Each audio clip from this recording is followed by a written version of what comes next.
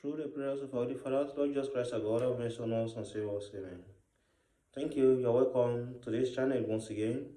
Today, January 31st, civil calendar, and January 18th, the church calendar. We commemorate Saint Athanasius the Great, Archbishop of Alexandria. Born in Alexandria in 296, he had from childhood an inclination to the spiritual life. He was a deacon with Archbishop Alexandria and accompanied him to Nicaea to the First Ecumenical Council in 325.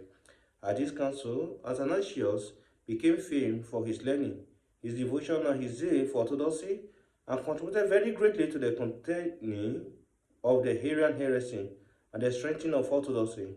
After the death of Alexandria, Athanasius was chosen as Archbishop of Alexandria.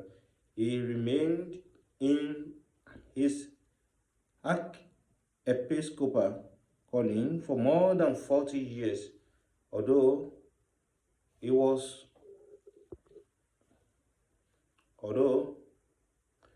not the archiepiscopal throne. He was not on the archiepiscopal throne the whole time. He was persecuted by heretics through almost the whole of his life, particularly by the emperors Constantius, Julian and Valens, by the bishops Eusebius of Nicomedia, and many others, and by the heretic Arius and his followers. He was forced to hide from the persecutors in a well, a grave, private houses, and the desert. Twice he was forced to flee to Rome. Only just before his death did he have a peaceful period as a good shepherd with his flock, which truly loved him. There are few saints who had been so callously slandered and so criminally persecuted as Saint Athanasius, but his great soul endured all with patience for the love of Christ, and at last emerged victorious from all these terrible and lengthy struggles. He often went to Saint Anthony for advice and moral support, revering him as a spiritual father.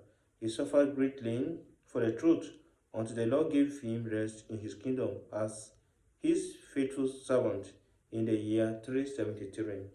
Again, Saint Maximum, Archbishop of Wallachia, son of the Sabia despot Stephen the Blind and his wife Jelena, he received a monastic habit in the monastery of Marsilia.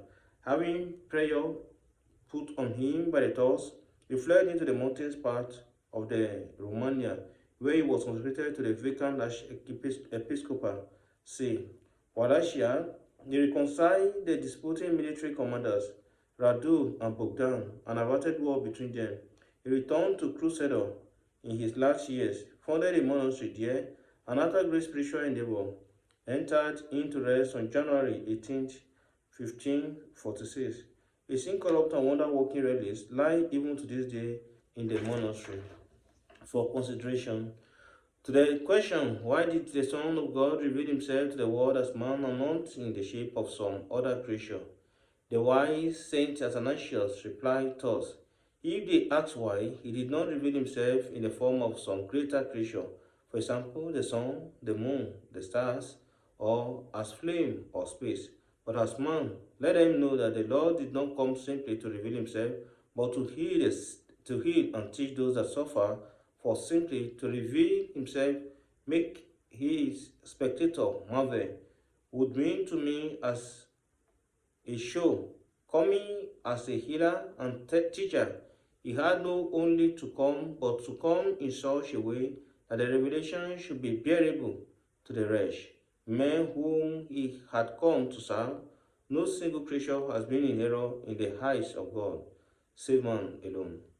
Neither the sun, nor the moon, nor the sky, the stars, nor water, nor space has been unfaithful to his state. But on the contrary, knowing their Creator and their King, the Logos, they all live as they were created. Only human beings have turned themselves from good and changed that truth, which belongs to God, into deceit, as they transfer the knowledge of Him to devils and idols. What is there, therefore, unlikely in the Logos, the Son of God, revealing himself as man in order to save mankind? Indeed, we ask the unbelievers of our generation, in what form would you wish God to reveal himself, if not as a man? Thank you for listening, and may God bless you. In the name of the Father, and of the Son, and of the Holy Spirit, and one true God. Amen.